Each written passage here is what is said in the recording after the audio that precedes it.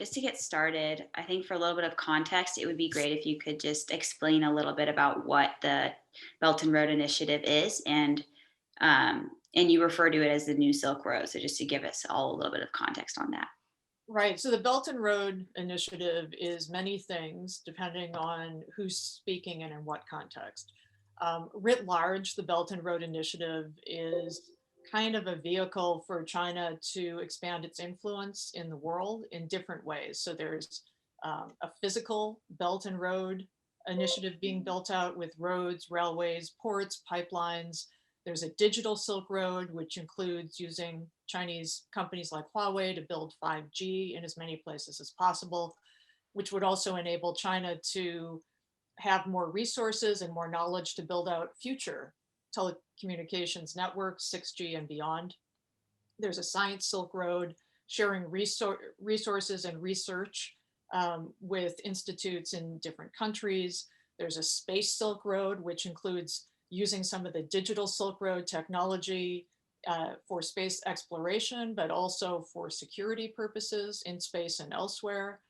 And of course, there's the Health Silk Road, which was kind of an afterthought. It was something that was thrown out as a possibility a few years ago and then kind of shelved and brought back during COVID-19, both as a way to increase China's soft power, but also as a way to have China become more of a global player in biotech, in pharmaceuticals, and other technologies and medicines. And the Belt and Road Initiative so far on the physical side, the building out of physical infrastructure, has drawn interest from most of the world's countries, which have signed on in some way. The Chinese government has laid out more than $500 billion in loans. Most of the Belt and Road Initiative projects are done via China giving loans, and then those usually go to finance Chinese companies coming in and building the infrastructure. And in many cases, Chinese management teams stay on and run, like say, the trains, as is the case in Ethiopia and in Kenya now. In the ports, quite often there's a Chinese presence, a management presence, as is even the case in Piraeus in Greece, which now is majority owned by a Chinese state-owned enterprise. So it's, when I've talked to different people when I was doing the research for my New Silk Road project, some officials within governments would say, oh, well, the only thing that's Belt and Road Initiative are the government to government agreements and projects. But others would say, well, no, it's actually a much bigger thing. It's really about China's global ambition. And that's part of the reason why I called my podcast On China's New Silk Road, which was, sort of echoing the ancient Silk Road. It's something that the Chinese government has very intentionally done in sort of selling this to the world as, we're going to build this network that's going to be a win-win for everyone, a new shared, community of shared destiny. But the old Silk Road, the ancient Silk Road, was a very thick network with many nodes. And so if one road got blocked by bandits or bad weather or whatever, there were many other roads that you could take. And every country, every place was connecting with every other one. With the Belt and Road Initiative, the Chinese government has made it very clear that it sees itself as being at the center of this new network of global trade and global power. And it's interested in having many partners. If those partners end up doing business with each other, okay, but that's not the main point of this. The main point is for this to be done in China's interests, to secure resources for China, to increase China's influence in the world, and also potentially to play a security and military role going forward into the future by having a presence on strategic coastlines and in strategic ports. That's great. Thank you so much for that. And now I want to dive in a little bit more specifically to the infrastructure projects that you mentioned. So critics of the Belt and Road Initiative have accused China of pursuing debt trap diplomacy, luring developing countries into agreeing to unsustainable loans to pursue infrastructure projects so that when they experience financial difficulty, Beijing can take control of that infrastructure or commodity. So I'm wondering if you have thoughts on this and whether you agree that China is using debt trap diplomacy in those projects. Right. So as you no doubt know, this is a hotly debated question, and there are very strong feelings on both sides. And I come down somewhere in the middle. I don't think that there's, that there's an intention on the part of the I don't see evidence that there's intention on the part of the Chinese government of let's go out and entrap as many countries as possible with opaque contracts that they won't understand, that will basically allow us to take their infrastructure. However, I do think that the Chinese state-owned enterprises that have been involved in the Belt and Road Initiative with the Chinese government behind them have looked for opportunities that could help China's interests in the long term, have looked out for their own interests. Chinese policy banks, state-owned banks, have looked out for the Chinese government's interests in the world when they're making their loans, but also for their own bottom line interests. So they drive a hard bargain. And it depends then how good a bargainer is the recipient country, the government in the recipient country. And, because the loans are given in a fairly opaque way, even for people within the country, like when I was in Malaysia and was talking to people in think tanks and saying, have you seen the actual text of the agreement, of the loan agreement? And they're like, no, we can't get a hold of it. We in our own country can't get a hold of it. It leaves a lot of room for padding the contracts, having the amount of the loan be higher than what the project would actually cost if it were put out for a competitive bid. Sometimes, but not always, the interest rates are higher than like the World Bank or the Asian Development Bank would offer for the same kind of project. Sometimes, but not always, the payback period is shorter and starts earlier than the international banks might insist on. There's also a lack of conditionality in the best possible sense of the term, of that term, which is that the World Bank and the Asian Development Bank and others go in and say, okay, how is this project going to pay for itself? How do we know that, we're going to go in and build this and it's going to cost, hundreds of millions of dollars or however much it's going to cost? How are you going to pay that back? How do we know you're going to be able to pay that back? Let's make sure you have the structures in place within your economy, and related to this project specifically, that it's actually going to work in your interests and also that we're going to get our money back. So all of those things are in play at once. And so you've got opaque, loans that have opaque terms. You've got terms in the loans that are not as easy to deal with if you're a country that's already got a lot of debt.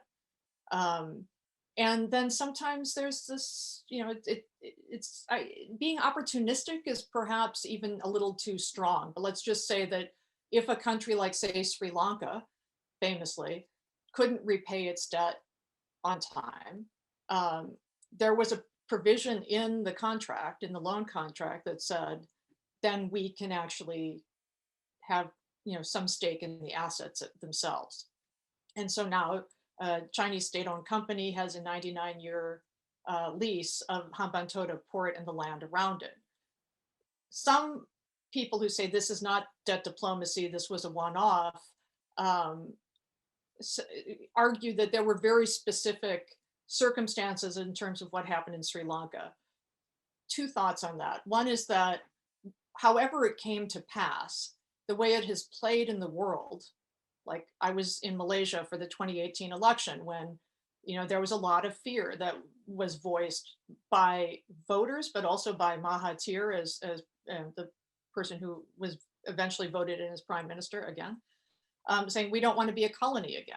The Indian government and people within India, researchers and so forth, said they were actually the ones who coined the term debt diplomacy. Like, what's going on here? This is China strong arming countries that otherwise,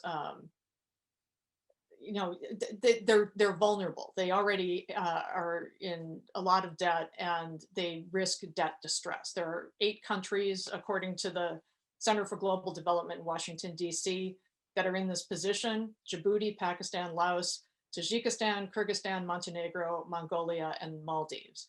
It just so happens that each one of those countries is strategically interesting to China in terms of securing resources, commodities, and sea lanes that are important to China, both for bringing in commodities, but also generally for projecting power with a blue water navy that it's been working to build up for a couple of decades. So that's a very long answer to your question, but it's complicated. You know, I mean, I think the Chinese government is operating on multiple levels as it pursues the Belt and Road Initiative, as it builds out the Belt and Road Initiative. It's building infrastructure, it's working in its own economic and strategic interests. And when the government and the recipient country is thorough and rigorous in defending that country's interests and insisting on terms that, you know, are fair to that country and that country can deal with over time, like they're confident they can pay back the loan, things go okay. Things go pretty well sometimes. But there are a lot of different kinds of governments in the world, and some of them are both corrupt and authoritarian and welcome the kind of investment that the Chinese government and the Belt and Road Initiative are offering. And it's not always for the best long-term interests of the people in that country. Thank you. That's a really helpful answer, and just breaking down obviously a very complicated and controversial topic. So I appreciate that. Catherine, may I ask Mary a quick follow-up question? Of course, yeah. Sure. Maybe a short answer. Is Sure. that of all the countries you traveled to or you covered, is there one or couple Belt Road countries that where the projects are successful and also welcome by the local people? Is it Pakistan, or is it, you know, Malaysia, as you mentioned, or Laos? I would say Ethiopia.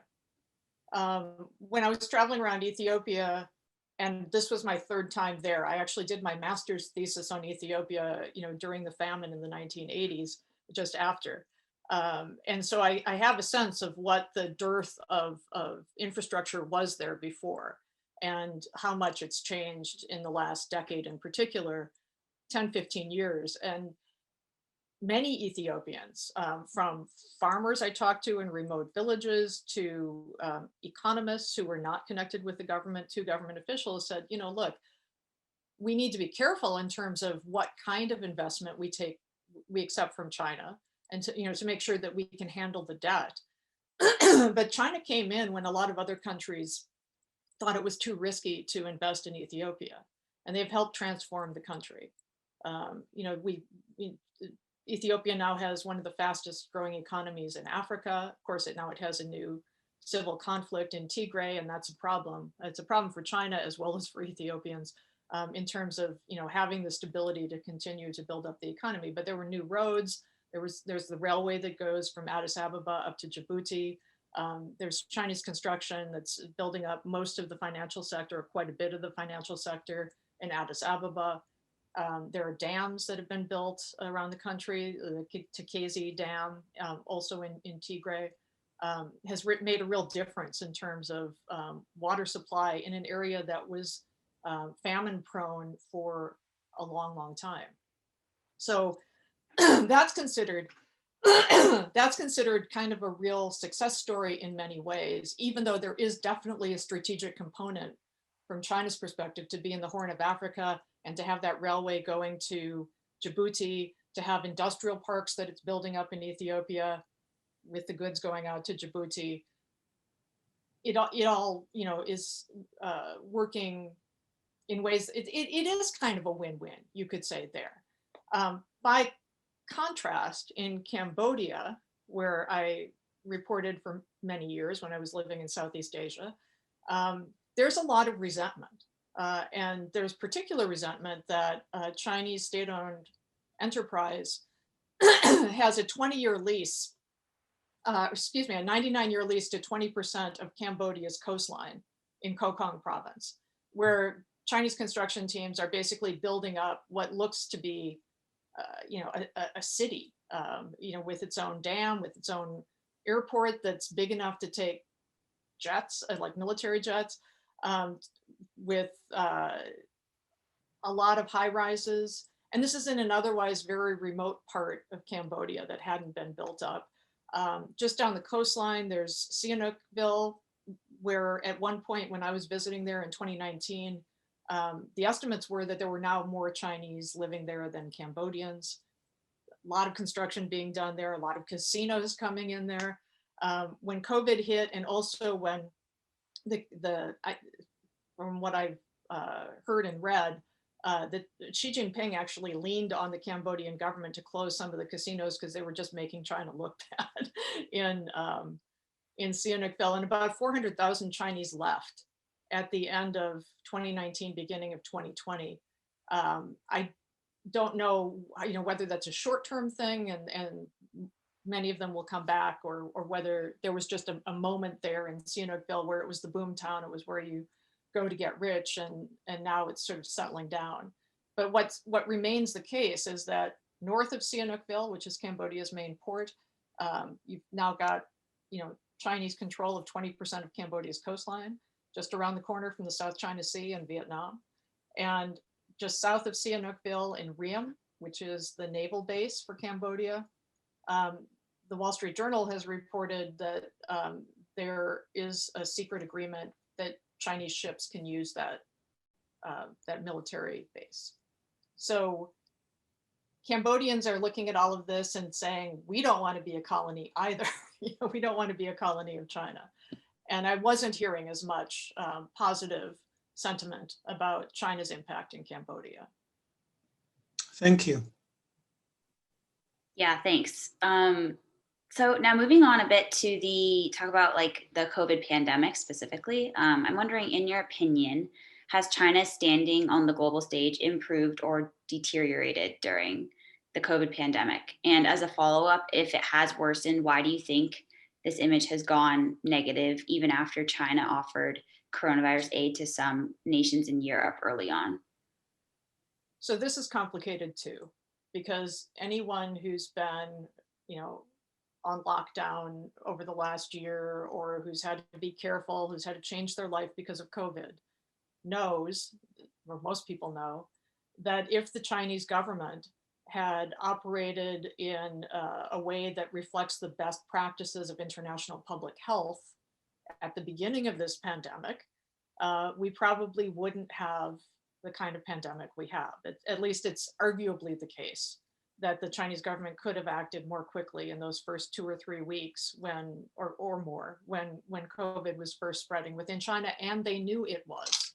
But they were trying to silence people, doctors and researchers who were trying to sound the alarm about it. That said, in the month or two after it became clear that China had a problem with this new disease, and they had their, what kept being called in international media their draconian lockdown, we then found out that the rest of us needed to do that too if we wanted to stop COVID from spreading. So, China deserves credit. I think the Chinese government deserves credit for being able to get it under control pretty quickly. You could look from outside and say, yeah, but I mean, like, with no regard to people, individual rights, or, it was just so all or nothing.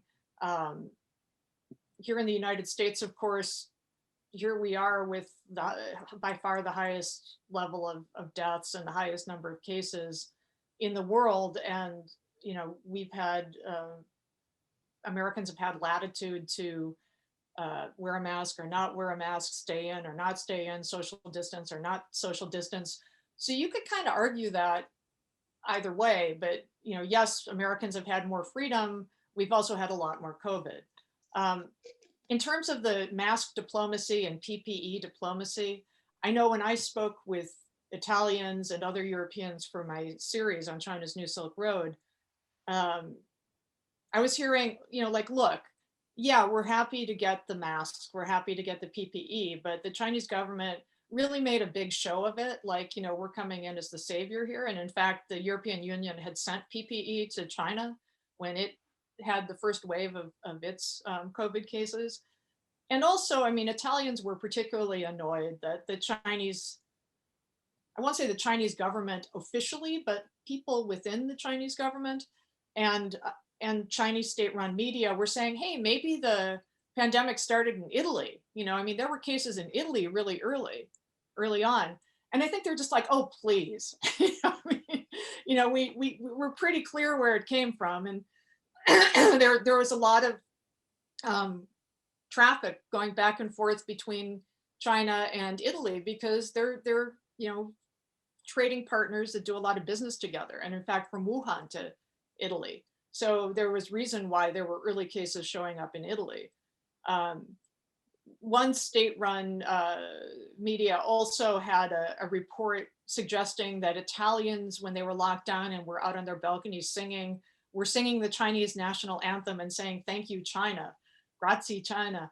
And there again, look, we were singing our own national anthem. We were singing popular songs. I mean, why do you have to be so heavy-handed with the propaganda? Why can't you just do the nice thing, send PPE, and leave it at that? So, I mean, I think in some cases it's the Chinese government or different arms of officialdom in China just going too far in trying to use the moment for China's soft power, or in terms of doing propaganda the way that might sometimes work in China for some people, but doesn't work so well outside of China. And then continuing on the topic of global health, this is a question from Yahweh, but I'll repeat it. In 2014, China and the US worked side by side in West Africa to contain the Ebola epidemic. And that cooperation eventually led to the joint US-China effort to create the African Center for Disease Control. So my question is, do you think Washington and Beijing could similarly sit down and discuss ways to coordinate their development assistance to African countries today? I think that's a really interesting question. And it gets to another interesting question, which is, why do countries give aid? I mean, how much of it is we just want to help? We just want to help you do better. We just want to help countries that, could be, vital parts of a global economy get there more quickly. Certainly that's one part of it. But another part of it is, we want to have influence on the ground in this region. So a big question for the Biden administration is, where do our different interests overlap in a way that allows us to work together in Africa? Perhaps on specific projects, perhaps it's specifically on, let's get as much vaccine as possible to Africa. I could see that being an area where both China and the United States and Europe as well, and India all collaborate to do that. But in terms of, kind of a more multidimensional approach to giving aid to Africa, I think there's always going to be this tension of, is this the Belt and Road Initiative writ large, where all roads lead to China? Does the United States have different priorities and different approaches that don't really mesh with the way China wants to do things? And I don't know the answer to that. I could see a future where there's some overlap and there's some areas where China and the US and other powers could collaborate, recognizing that it's in everyone's interest for African countries to be able to do better more quickly.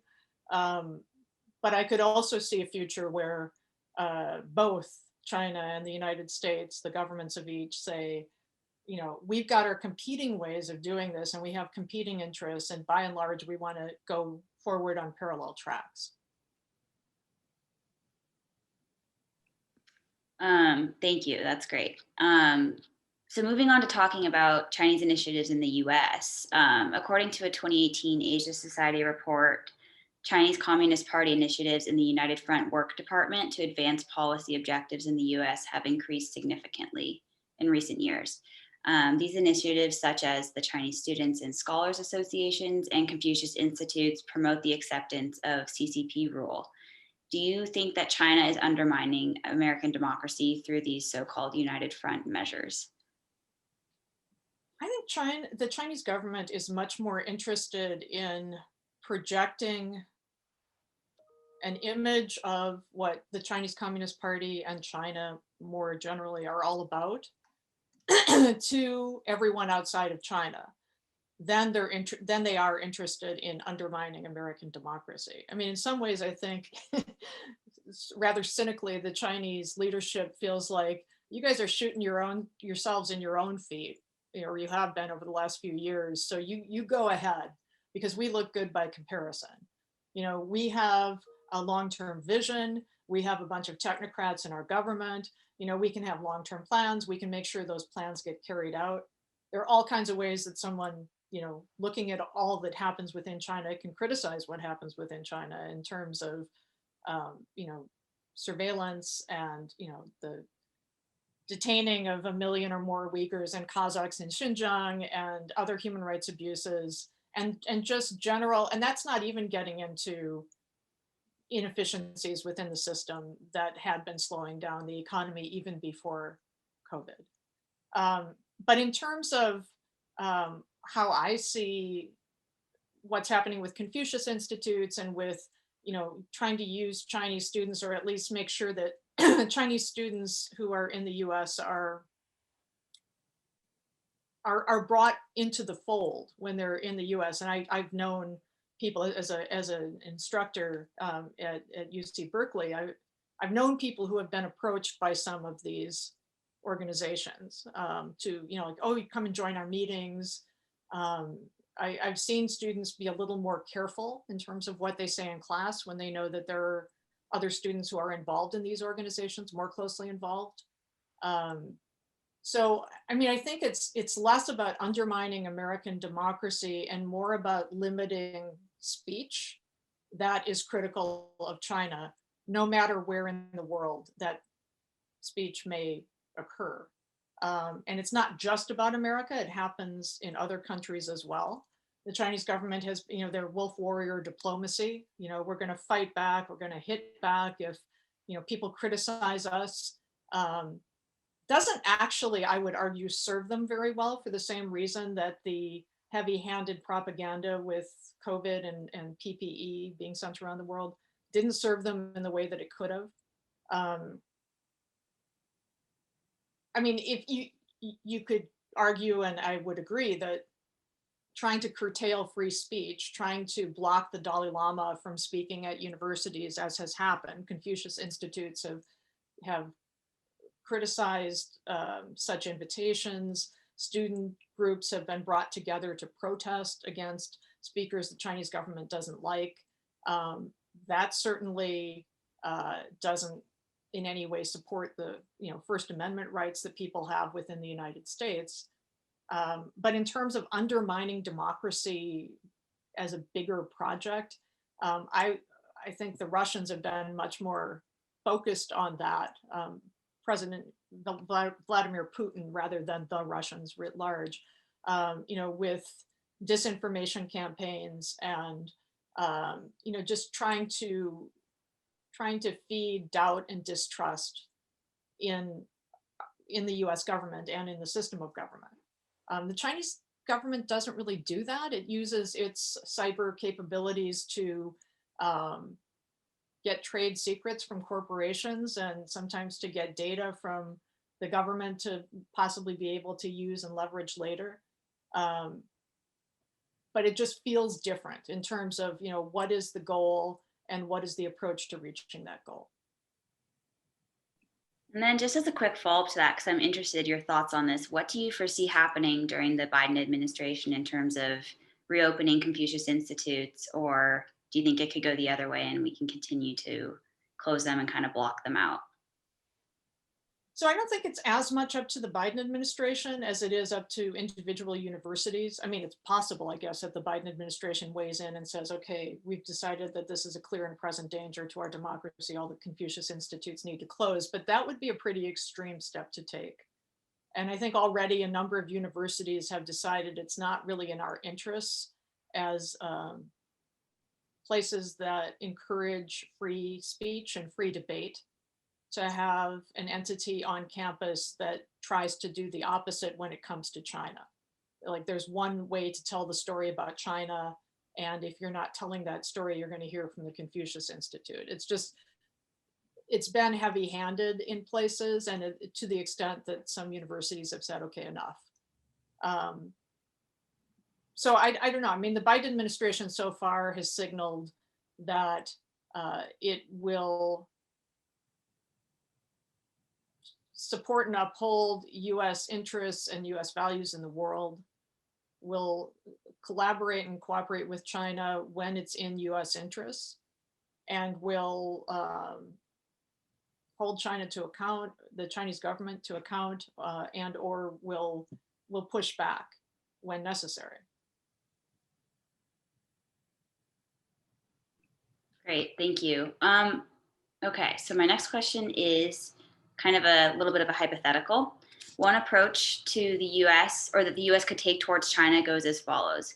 We do not like many things the Chinese government does, and we will continue to criticize them, but it is not our business to decide how they govern, improve living conditions for their people, and choose their leaders. What are your thoughts on this particular approach? So I think that the Biden administration is going to be more active than that. But I think one of the things that everyone in the Biden administration needs to keep in mind when dealing with China is that it's not even the same bunch of players as were there when the Obama administration was in power. And China's not in the same place that it was a decade ago. At this point, the Chinese government sees itself as being a peer to the US. And if you look at like the Pew survey of, sort of global attitudes toward major powers, most people in the world, most countries in the world in general seem to think that China is a peer, and in some cases has surpassed the US as a global power, certainly as an economic power. So I think, if you look at it from China's perspective, from the Chinese government's perspective, actually, let me flip it this way. If the Chinese government were to come in and say, okay, you United States, you've been ripping children from the arms of mothers at the Mexican border. So because you've done that, we're now going to impose trade sanctions on you. I mean, Americans would be like, what the heck? Why do you think you can do that to us? This has nothing to do with you.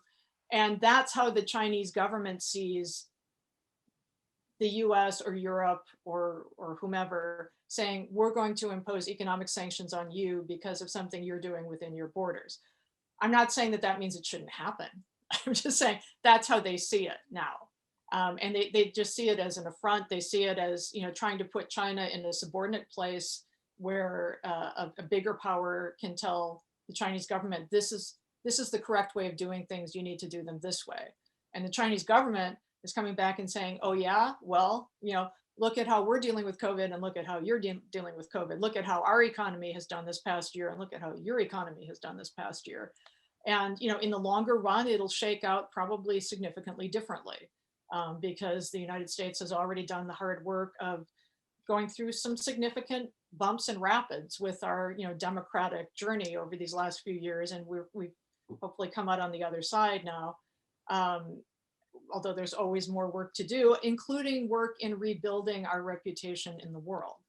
And in many cases, I think the best thing the United States can do to push back against the Chinese government's efforts to export China's governance model, which I don't think can really happen very easily anyway, because China has a very unique combination of technocratic expertise and a long experience, and a population that, by and large, as far as we can tell, in a country that doesn't really allow free public opinion surveys, but people seem to be fairly supportive of the government as long as it's marching toward the direction of helping China be a great power in the world, something that Chinese can be proud of. I think that's a genuine emotion that many Chinese feel.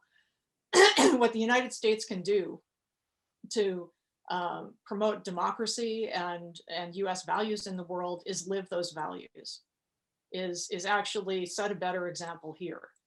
And I think Chinese, I can say, having lived in China for 15 years, that I heard Chinese friends, acquaintances, people I was interviewing respond more positively when, like, say, Barack Obama was elected, like very positively, than when the US government said, okay, well, we're condemning this thing that the Chinese government is doing inside of China. So, I mean, there are many tools in the toolkit. There are many ways of responding to specific things that are happening in China. You know, speaking out about the situation in Hong Kong or in Xinjiang, I think that's going to continue to happen. And personally, I think it should continue to happen. But so I don't think the US government, whether it's the Biden administration or anyone to come after, who comes after, should think, you know, we can reshape how the Chinese government works at any level. They're going to do what they do, and Chinese people will be pressuring to some extent over time for some changes, and there have been significant changes over time. Under Xi Jinping, they've gone in I think what a lot of people thought was an unexpected direction. A lot of Chinese people thought was an unexpected direction. But that's going to kind of play forward with its own logic, and the US can weigh in at times strategically when certain kinds of interventions might actually make a positive difference, without thinking that it can, like, sort of control the trajectory or the actual, you know, inner workings of the Communist Party. That's not going to happen. Thanks for your insight on that. And then my final question, I can ask my final question, and then we can open it up for some follow-ups if we have a little bit of time left. Many scholars have said that the US-China relations are at their lowest point in decades, and US engagement policy towards China has been declared dead by top American officials. Do you think real meaningful cooperation between the US and China is possible given these circumstances? And I know you spoke a little bit about this earlier, but I don't know if you had other things to add on that. Sure. I think on climate change, the US and China can work very closely together. And the Biden administration has said that this is a top priority. It's an all of government. It will be an all of government approach under the Biden administration. And this is something that every sentient being on Earth should be concerned about. And, you know, the Chinese government says that it wants to be more proactive on climate change, a significant change from 10, 12 years ago. And so, yeah, I think that the US, that would be one easy win.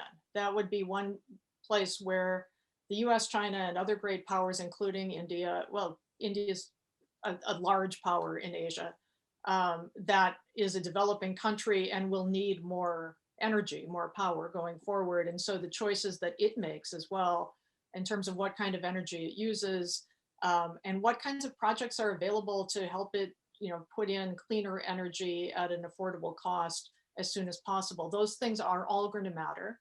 And so it's not just the US and China who are the most significant players here. There are a lot of different variables. There are other ways that I could see the US and China cooperating. And my guess is that what we're going to end up with in a year or two or three under the Biden administration is something that's not quite as interactive and collaborative as the Obama administration was with China, where the idea was, you know, we're interdependent in many ways, or, you know, interlinking in many ways with our interests. And, you know, there were talks going on at different levels, you know, throughout government, throughout the Obama administration. It didn't really get to the place that seemed to be the goal at the beginning of the Obama administration over those 8 years. I mean, the Chinese I was living in China then. And I will say that, you know, around the time of the Olympics and just after, Chinese society was pretty open, but that was something that was happening organically anyway. With the, you know, more people getting online, more people sharing opinions online, more people feeling like there was room to push, as, you know, not even loyal opposition, but loyal citizens who wanted to live life as the Chinese Constitution said that they could, that, you know, they could claim the rights that were within the Chinese Constitution, many of which are denied to people when they go too far in terms of criticizing the government. It was at least in line with what the Obama administration was hoping to see in China. And then, of course, when Xi Jinping stepped in and said, you know, look, we see terms like democracy and human rights and constitutionality and, you know, a bunch of other things as being, you know, sort of pernicious Western concepts that are, you know, you're trying to use to drag down the Communist Party. That obviously was a reset. You know, that obviously changed some of the ways that China and the US could work together at different levels.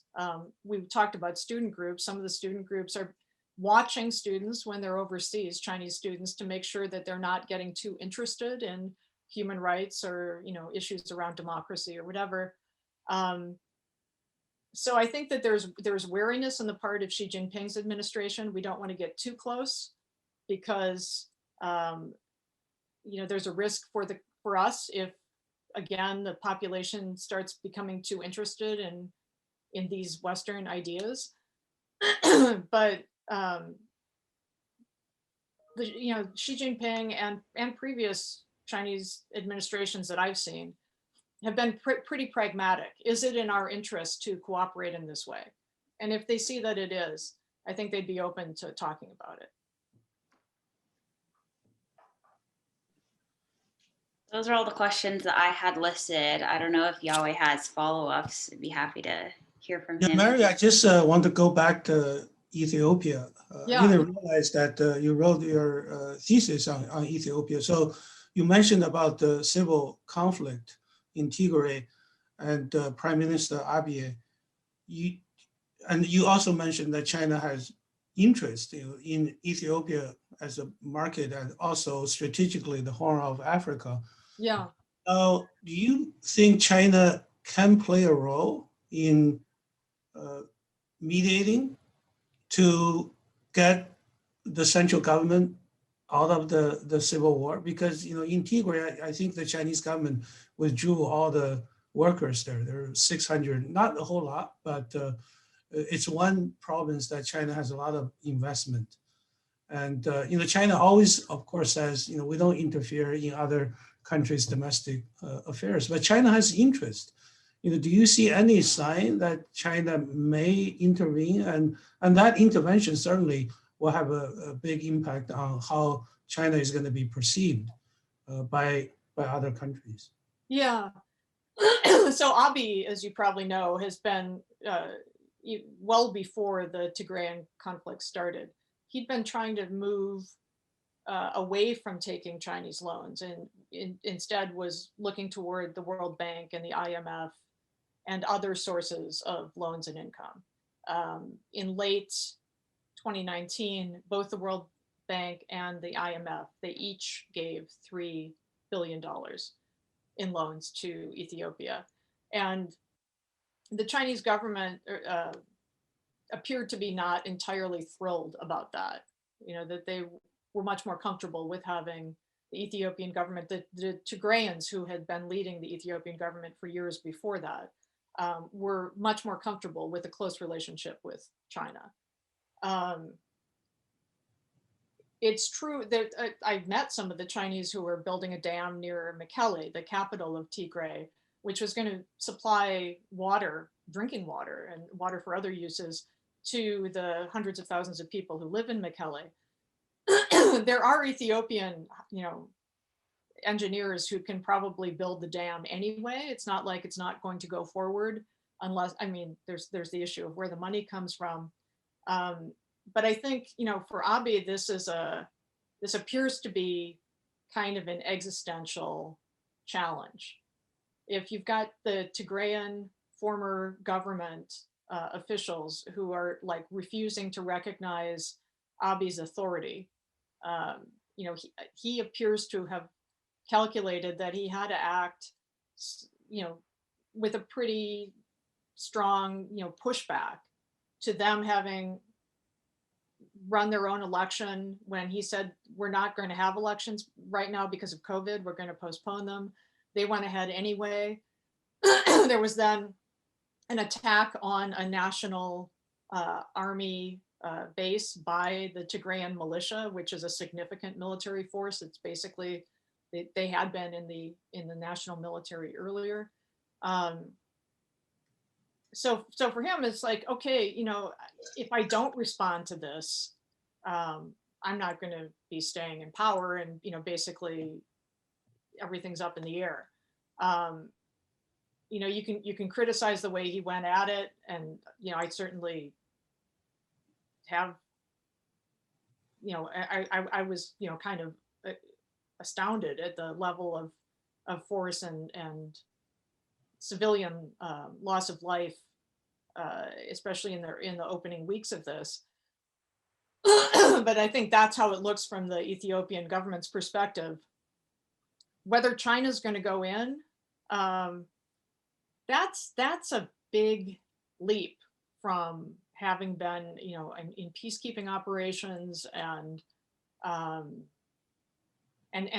having its first military base in Djibouti. But like to actually intervene militarily in another country where you Now, I don't mean China is going to intervene militarily, but China should say, you know, you guys should talk rather than fight against each other, because a prolonged, protracted civil war is going to prevent China from reaping the fruits of its investment in Ethiopia. So I think that's already been said multiple times, you know, like we hope the two sides can, you know, talk and reach a peaceful agreement. But the question is Abiy listening? And, you know, does China have leverage on Ethiopia, or not at all? So I think less than it used. I mean, Ethiopia owes China billions of dollars. A significant proportion of Ethiopia's total national debt is debt to China. But the question is are other players going to come in and help Ethiopia make its debt payments so it doesn't default on its debt like Zambia had to do in, I think it was November of 2020, first African country to default during COVID. So as long as there are other ways of getting investment and other ways of getting money so that Ethiopia can make its debt payments, I think Abiy is going to continue to do whatever he thinks needs to be done to stay in power and to make sure that he doesn't have a continued threat to his continued power from Tigrayans, from the former government officials who are now in Tigray. I don't know if that's really answering your question. I mean, I think the Chinese government has much more sway with Tigrayan officials, both because of soft power and also because they've had a long partnership. And the railway that was supposed to, the branch of the railway that's supposed to go from Tigray to Djibouti is now stalled because from my understanding of it is that the national government in Ethiopia stopped the money from going in. The dam just outside of Mekelle, I don't know the status of it right now in the midst of the fighting. This is not the dam on the Nile, right? Are you talking about the different one, not the great one? No, there are at least 3 different dams. So there's the Takezi Dam, which is in Tigray, that's already been up and running for about a decade. And that's helped an area that had been very famine prone have more money or have more water for agriculture, have, you know, fish in the diets of farmers in the surrounding areas for the first time. And people who I talked to in that area, I was there about a year ago, were very, very positive about, you know, the impact that this has had in their lives. There's another dam that's being built very close to Mekelle. It's about 12 miles away, roughly. And that's to provide drinking water to Mekelle. And then the dam that's being built on the Nile, that's actually being built by Ethiopians with Ethiopian money. They're not taking Chinese loans for that dam. And it's not being built by Chinese, as far as I know. And the Ethiopian government and Ethiopians I talk to in general, we're kind of proud of that. This is our dam. We're doing it ourselves. But yeah, I mean, so you've got these different projects in Tigray. Tigray sees itself as wanting to set an example for the rest of Ethiopia. Is, you know, look at our economic successes, look at our the infrastructure we have where there didn't used to be much of anything. Abiy doesn't necessarily want Tigray to be that kind of a model for the rest of the country. He has other ideas that are less state-centric and more focused on private sector investments. The US and US government and the World Bank and the IMF have all been quite active in trying to encourage that way of thinking and to help support him in his approach to economic development. So, I mean, things could change, but that was kind of the lay of the land when I was there a year ago. And I talked to, you know, a pretty wide range of people, both within the Ethiopian government and think tanks, and also international players. I could see a way that China could exert some leverage if the Ethiopian government finds itself in a position where it can't make its debt payments. But yeah, you know, we were in Addis Ababa in August 2019, where we had our last meeting on promoting U.S., China, Africa trilateral cooperation. Our host was the former Ethiopian ambassador to China, Seyum, and then he later became foreign minister. He founded that think tank, and he was recently killed by the forces because he refused to surrender. You know, this is someone we actually personally know, and you know, he was the Africa sort of representative, and U.S. representative is Ambassador Donald Booth, who used to be American ambassador to Ethiopia. So I think down the road we may organize a webinar, whether it's a public or closed door. You know, we certainly will invite you, and because your expertise on Ethiopia is so deep that we do need to talk about it. Because Ambassador Booth, while he was a U.S. Special Envoy in Sudan, South Sudan, he worked with China to mediate the civil war in South Sudan. You know, that's what triggered our trilateral cooperation project, because you know, it's economic interest. China had invested in that oil field in South Sudan. The civil strife will certainly interrupt the Chinese, you know, revenues there, because you know that's a very profitable oil field, and U.S. and China worked from behind the scene and brokered the peace, not treaty but agreement, even though both sides violated it. But it was a good example of U.S. China working together. So, you know, I might be naive. I'm always thinking that, you know, both countries are seeking ways to cooperate, and Ethiopia may turn out to be a place where the two countries can at least talk to each other and coordinate their approach to Abiy, and hopefully, you know, he will stop. That's a very interesting. Yeah, I mean, I that's an interesting idea. I think it's possible, but I do think they have competing interests, right? Yeah, and goals. Right. You know, China wants to continue to be the predominant supporter of the government in Ethiopia, and ideally a government that kind of is more aligned with China's state-centered approach to economic development. And Abiy is not. Abiy is wary of China and you know, China's influence in the region, and prefers, I guess, what could be considered more of a U.S. approach. that, yeah, we'd like to get loans and so forth, but we want to encourage the private sector to drive economic growth.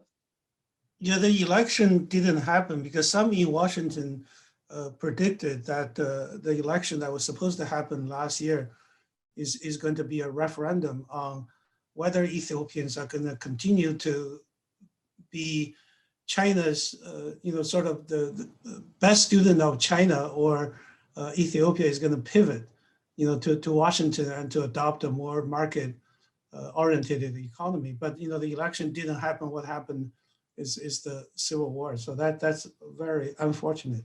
Yeah. Yeah, and I mean, it's not like Abiy said there will be no election, I'm suspending democracy, but there have been a number of Ethiopian journalists who have been detained. Right. They have really clamped down on free speech and freedom of the press. So we'll see. I mean, when the election is held, how it's held, whether the results are respected, whatever they happen to be. I certainly heard when I was there, this would be from, sort of educated Ethiopians who are either sort of technocrats or in think tanks, were saying, we're still developing. We still have way too high a level of poverty to go, all, foursquare behind just the private sector approach to economic development. It'll drive, sort of income disparities and wealth disparities, and having more of an active government approach is important right now for the level of development Ethiopia is at.